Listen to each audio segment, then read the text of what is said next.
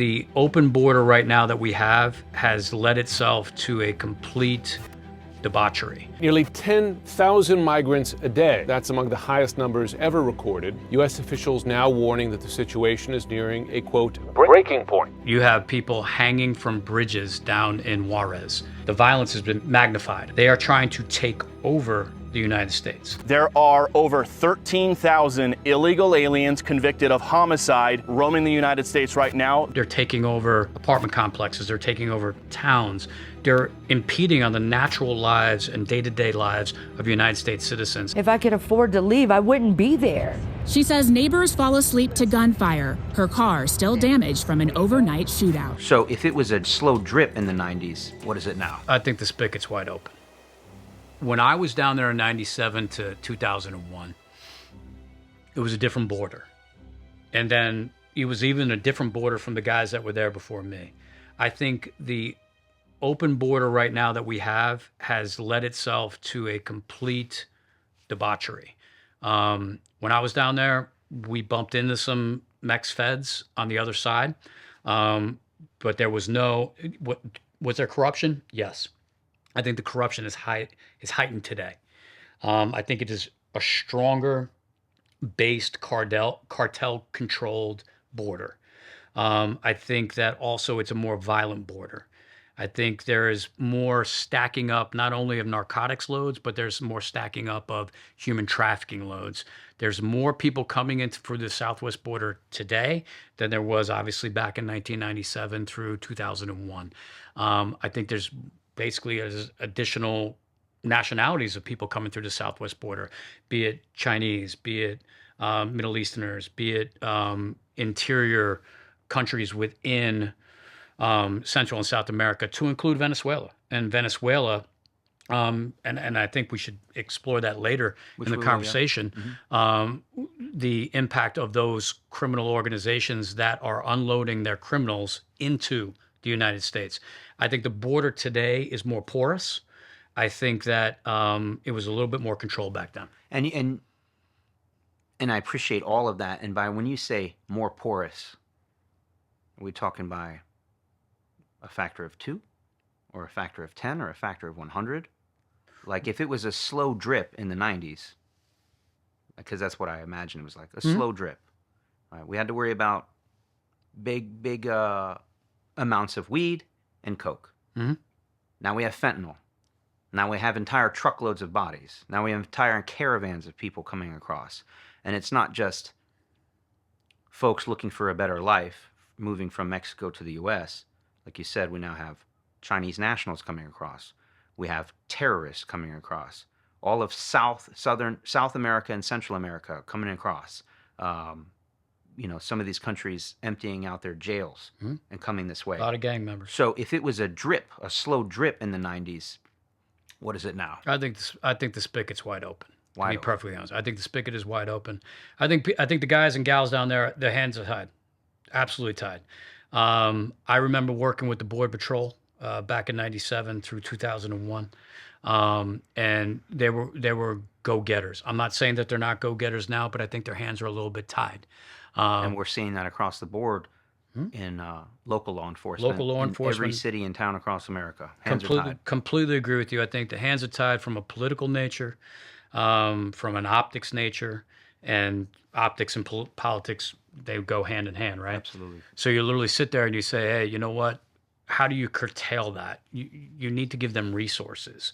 But when you don't give them resources, that's not going to, or you give them a different mandate, that's not going to let them do their job. So then it goes back to the focus of, or the premise of, they're handcuffed and they're not being able to do their job, which again is letting in, like you said earlier, numerous individuals that want to do harm to the United States. But again, the fentanyl epidemic that is in this country right now is through the roof. And that fentanyl is pouring across the United States, pouring into the United States, I should say. And what would you say, when we talked about this too, in the same topic, because it's not just more, but it's not just, again, it's, if we're using this example of just water, before it was a drip of water, now it's an open faucet of just everything. And it's like a poisonous water, if you will. And I guess what I'm trying to say too is, how would you describe the strength of the Mexican cartels in and around the border, both sides of the border, both in Mexico and the U.S., back in 97, the cartels existed, but now fast forward some 30 years later, what is the strength of the cartels now compared to back then? 10 to 100 times stronger. And you literally sit there and you just go, okay, back in the day, you lost a load of dope, cost of doing business. You lost a load of money, cost of doing business. Cost of doing business to the cartel. To the cartel. We lost that load. It was $2 million. Big deal. We got another one coming in next week. Correct. But now you have people hanging from bridges down in Juarez, in Nogales, Sonora, with their heads cut off. I know it's probably been going on for another 5 to 10 years prior to our conversation here today, but the violence and the retribution of doing something that's wrong from a cartel perspective, the violence has been magnified, I should say, numerous times over. And then from the interior side, they are trying to take over the United States. There is a numerous influx of criminal aliens that are coming into this country that are not only, I can go down to, the poorest girl in Athens, Georgia that was killed, and numerous examples of individuals that were killed by illegal aliens. But at the same time, you also look at, okay, well, they're taking over apartment complexes, they're taking over towns, they're impeding on the natural lives and day-to-day lives of United States citizens. So to answer your question, I believe that it is 10 times at the very low level.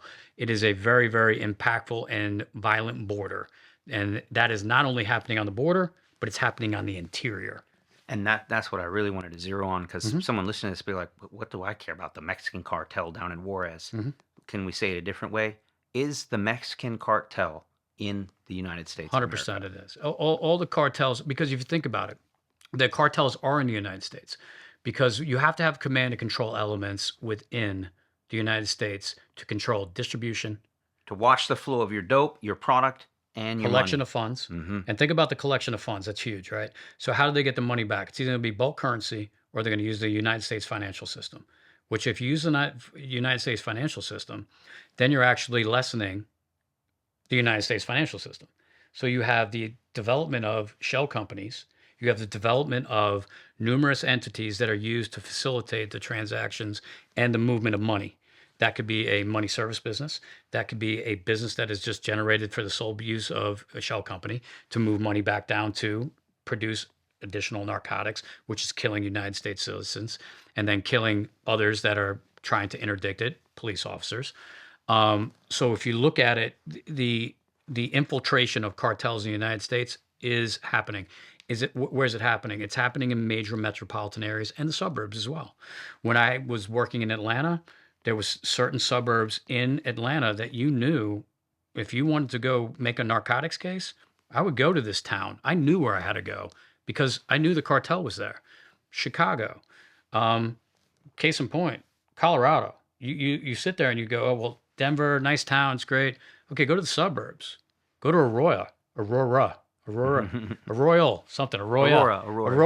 So if you go to Aurora, I mean, you have Venezuelan gang members taking over apartment complexes. So when you have a porous southwest border, that's a problem. And not only is the criminal element coming in, the narcotics are coming in, but what's going back down south? The currency to start the process again. So it's just a revolving door. Until something is done to stop that and to let the men and women that are working these types of cases and to enforcing that border untie those handcuffs, you got problems. Make sure to check us out. We're available on all podcast platforms. Click the link in the bio. Like, share, subscribe. We'll see you on the next one.